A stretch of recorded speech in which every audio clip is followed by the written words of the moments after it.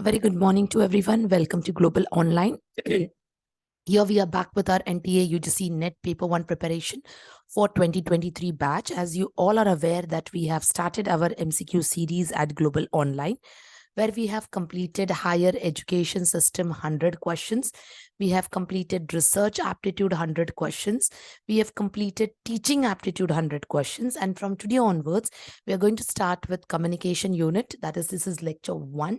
And again, MCQ series with a target of 100 questions. So this will really help you out for your upcoming examination preparation as well as revision. Before we go ahead, a quick look at Global Online. What does Global Online has to offer you for with the help of the app? This is how the app looks. You can go to the Google Play Store, download the app. With the help of this particular interface, this is how the interface will look. You have to register yourself with your mobile number. And once you registered, you will get an access to what exactly the content is. Once you pay the charges for paper 1. Now, paper 1 consists of your live lectures, video lectures, 60 plus mock tests, your MCQs, your complete notes, as well as last 10 years previous year's question papers, which is divided unit wise, and each unit consists of theory classes, MC classes, notes, mock test, and evaluation test. Now, evaluation test will help you to know your progress on daily basis after the class is done. For that respective unit, you can go and appear for the evaluation test. So this is really going to boost your preparation for upcoming examination, that is UGC NTA Net 2023.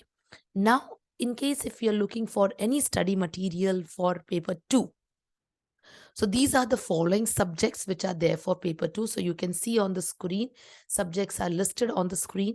Contact details are given on the screen.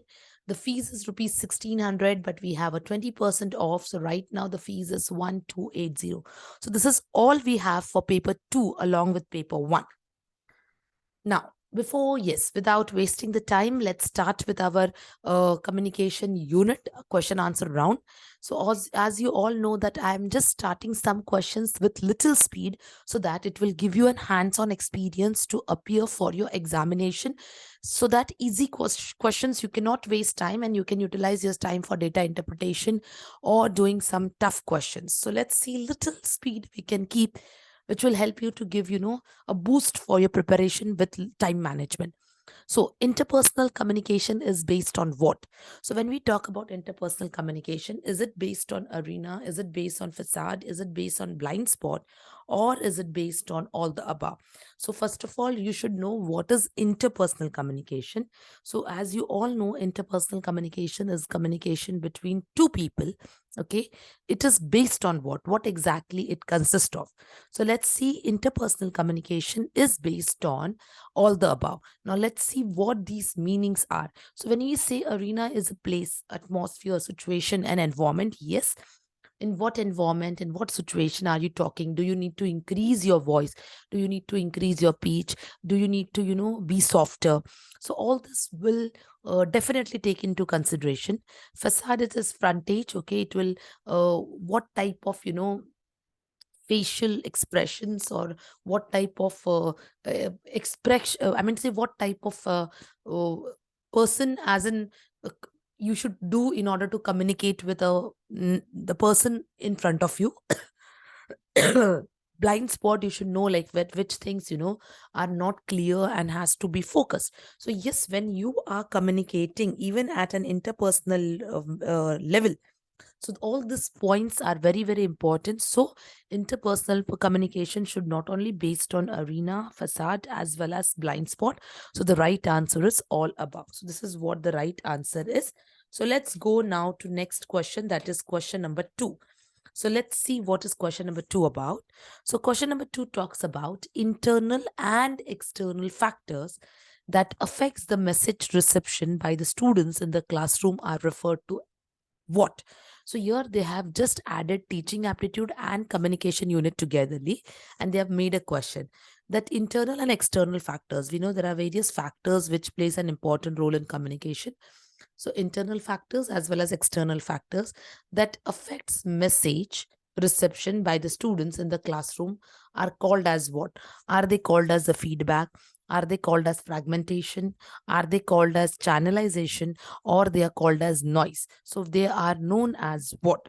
These factors will be called as what? So let's see. Let's have a look over here.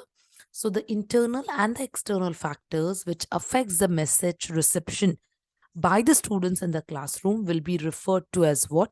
Will be referred to noise. It will be called as what? That is noise. So the affect, see the what is the keyword over here which affects the message, okay, which will definitely create an impact on the message, is it will be called as what? It will be called as noise. Okay, now no feedback, no fragmentation, no channelization, but it is affecting, so it will be definitely known as was, it can known as noise. Okay, now when we talk about iconic production of classroom communication, it includes what? So we are talking about what? The iconic production of classroom communication. Okay, now when we see when we say iconic communication, okay, what does iconic mean? It means it is a symbol, it is a worth, something which is worthy, something which is producing something effective. So iconic production of classroom communication should include what? Should it include email? Should it include graphics? Should it include telephone? Or should it include scripting?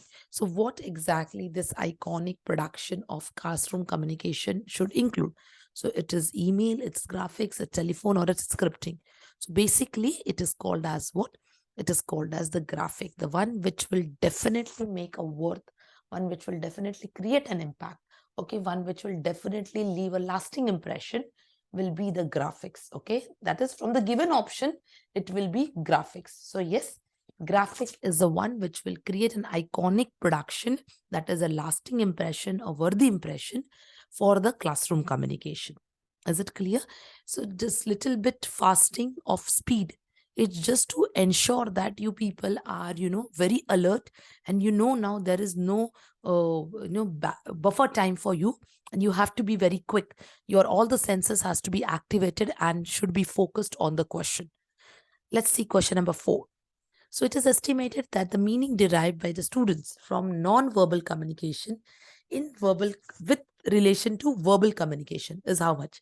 So when we are estimating the meaning, okay, which is derived from the students with the help of non-verbal communication in relation to verbal communication is what? Is it 2/3? Is it 1/6? Is it 1/3? Or is it 2/7? So basically it will be it will be what? Okay, so now it is 2/3. Is it 1/3? Is it just like percentage wise format over here? So what will be the amount which will have the meaning derived from non-verbal communication compared to verbal communication? So remember, this is very factual question. So basically here it is 2/3. Okay, so when we talk about the communication meaning which is derived, okay, from your in comparison, okay, so it will be called as what? It will be called as your your 2/3 of the percentage. Okay, sorry, 2/3 of the given options in the form of what? In the form of normal non-verbal communication in comparison to what? In comparison to your verbal communication. Is it clear? So this is something factual. If you do not have anything concern for this, just make yourself very sure. So it comes to what? 60 60 on an average 67% it comes to, which creates an impact. Okay, now so here if you see, so 55%, okay, more than more weightage is given to non-verbal communication as compared to that of verbal communication with voice elements and words. Okay, so yes, it takes it more than 50%, you can say, is given weightage to non-verbal communication. Now, which of the following should, okay, principles be a good communicator should follow? So here they have given certain principles. So as a good communicator, you're supposed to follow which of the principles?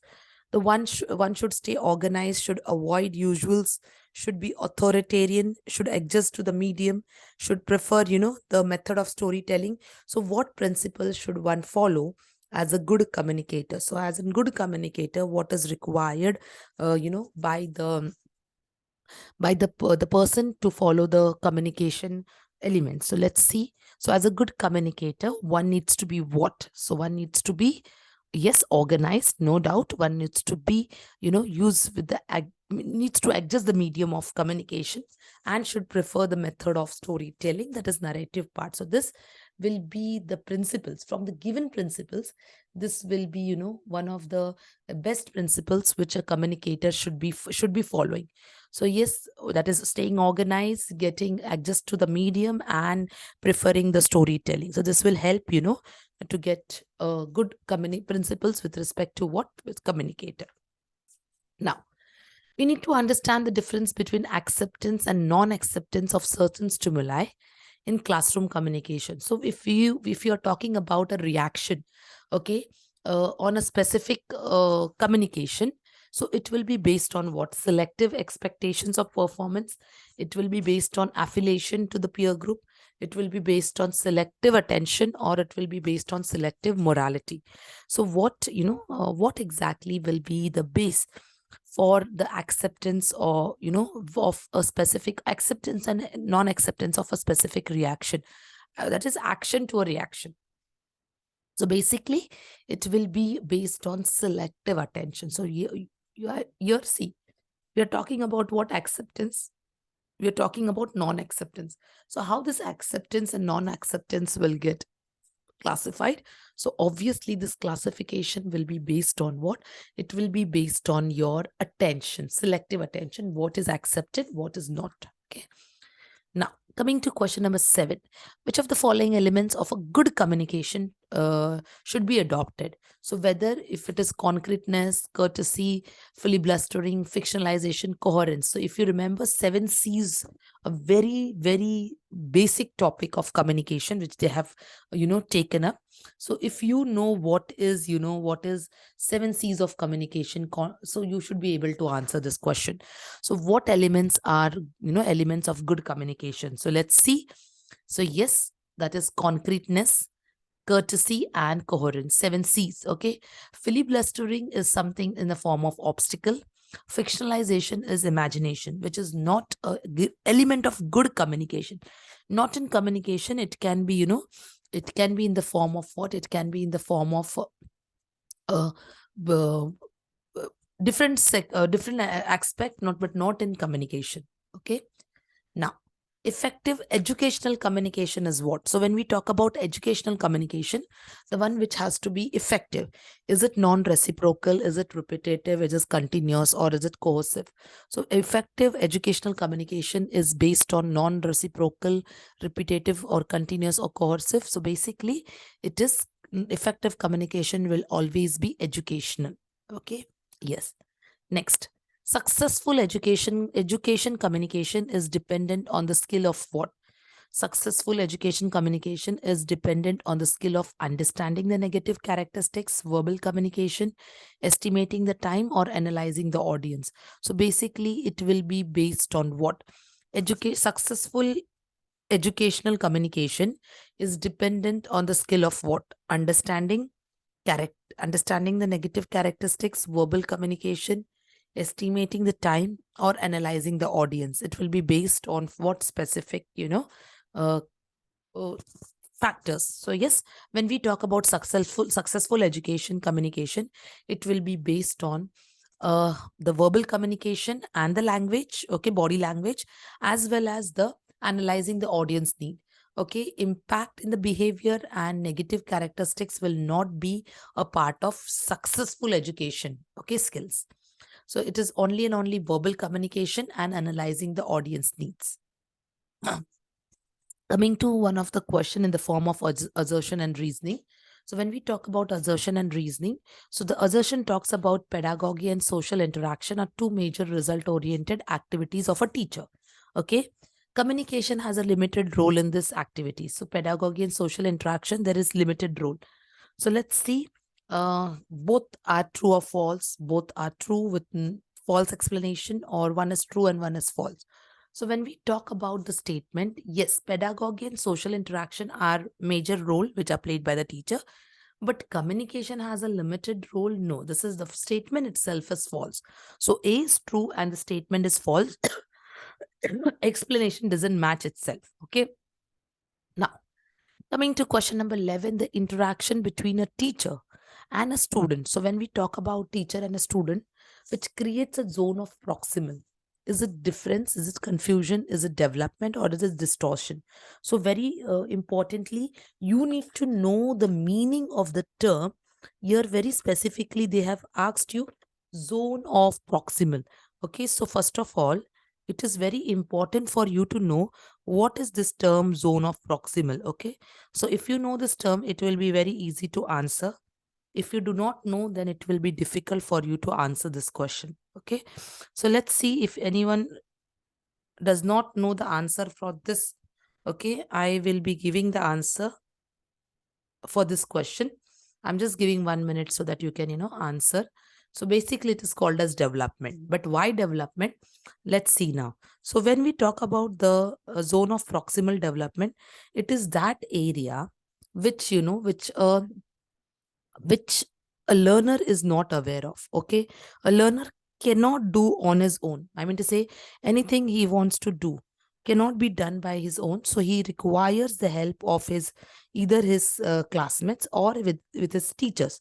So such zone of proximal where the learner take the help can be developed with the help of what? It can help the learner to develop. So it is called as what? It is called as development. Okay, it's known as development. The answer is development. Next, which of the following will help to overcome communication barriers? Okay, so when we are talking about communication barriers, which of them will help to overcome that? Focused listening, neglecting semantic structure, top-down command structure, or use of clutched idiom. I mean to say, whether the phrases. So what will help to overcome the barrier from the given list? So when you're talking about overcoming the barrier, it will be with the help of what? It will be with the help of focused listening. So focused listening will help to overcome the barrier. Now, which of the following principles is useful for establishing good communication? So if you want to have a good communication, which principle you should use? Either the principle of feedback, either the balance, or the attention, or the none of the above. So what exactly should be used? So when we are talking about the principle of useful guide, it should be basically with the help of principle of feedback. It should be in the form of what? It should be in the form of feedback. Okay, so it will be help to to establish good communication. Then actively listening, reading, or viewing information to gain an accurate understanding. Which of the following is referred? So when we talk about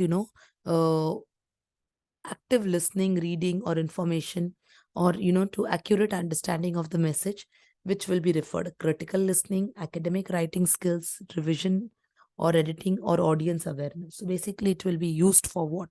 It will be used for critical listening, academic writing skills, revision, editing, and audience or awareness.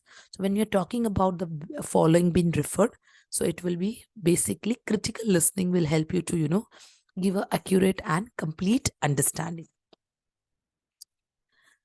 Question number 15 now.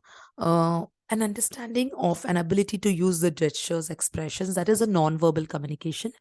Which of the following is been referred? Is it critical listening, personal presentation, body language, revision, presentation of technical or scientific data? What will be, a part of it?